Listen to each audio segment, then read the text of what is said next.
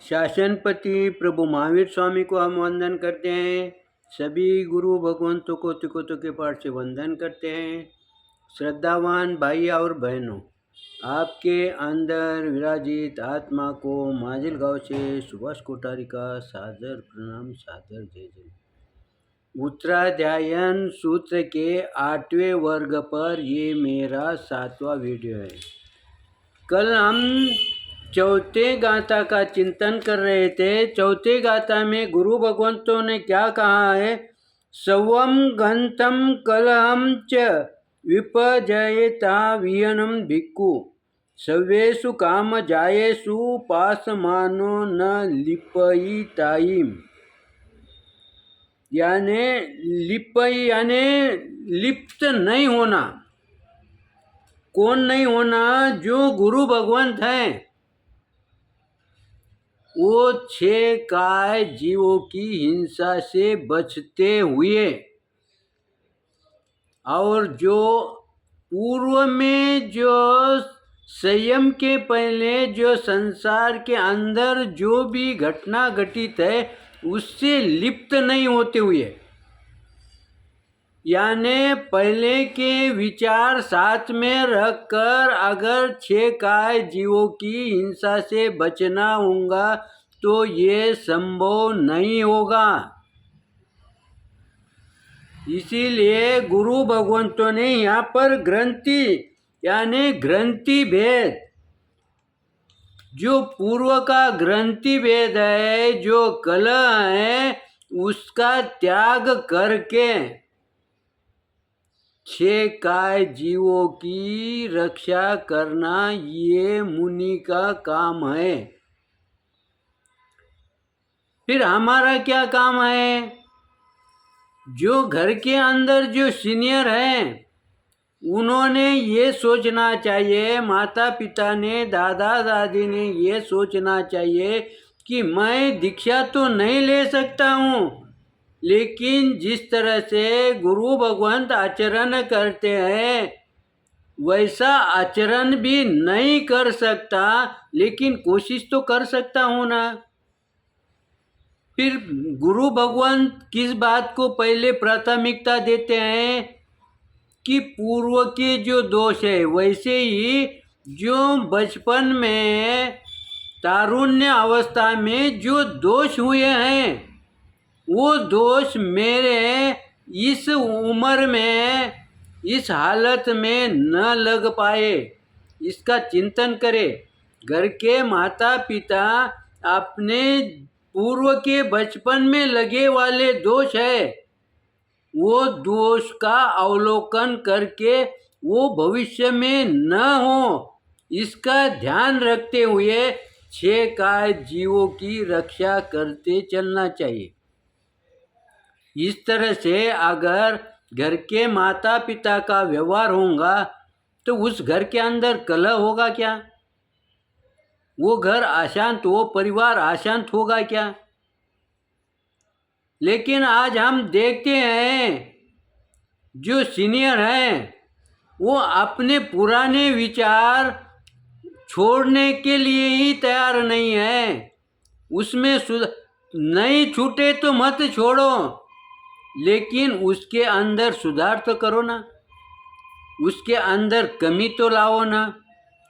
और इस तरह से अगर समझो आपने कमी लाई तो आपके व्यवहार में और आपके बच्चे के व्यवहार में फर्क दिखेगा, तब कहीं तुम्हारा परिवार शांति से जिएगा, तब कहीं तुम्हारा परिवार तनाव मुक्त की ओर बढ़ेगा।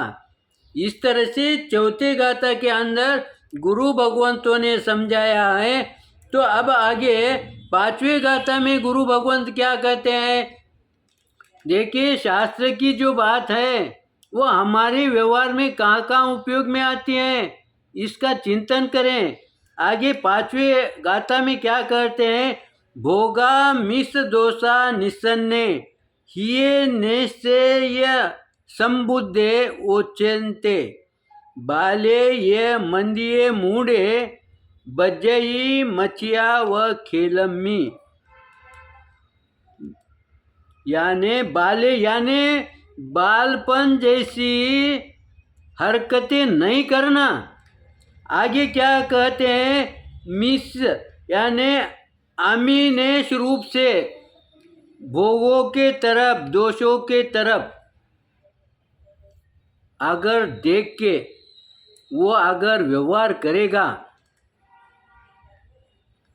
इस पांचवें गाथा के अंदर क्या कहा है, चौथे गाथा में उन्होंने दोष छोड़ने को कहा है, लेकिन पांचवें गाथा के अंदर गुरु भगवान समझाते हैं कि जो दोष से परिपूर्ण तो सभी होते हैं, थोड़ा बहुत कम ज़्यादा चलेगा, क्योंकि हम व्यवहार में रहते हैं, दोष तो रहेंगे ही। लेकिन जो व्यक्ति अपने भोगों को, दोषों को अमीनेश दृष्टि से यानी सूक्ष्म दृष्टि से उसे देखते हुए व्यवहार करेगा, चिंतन करेगा और उस दिशा में चलेगा, तो वो बाल जीव ही है, उसमें सुधार हुई नहीं है। वो कैसा है, वो मूढ़ है। मूढ़े, यहाँ शब्द मूढ़े शब्द आया, बाले शब्द आए, मूढ़े यानी बाल, मूढ़ यानी अज्ञानी जीव है वो। भले ही वो उम्र से कितनी भी उम्र रहने दो, लेकिन वो अपने पूर्व के दोषों को देखते हुए अगर वो क्रिया करने लगा, आचरण करने लगा, तो समझना वो बालपन उसका अभी गया नहीं, वो मूढ़ जीव है, वो अज्ञानी जीव है। इसीलिए गुरु भगवान तो हमारे दोषों के तरफ चिंतन करने के लिए हमें मजबूर करता है।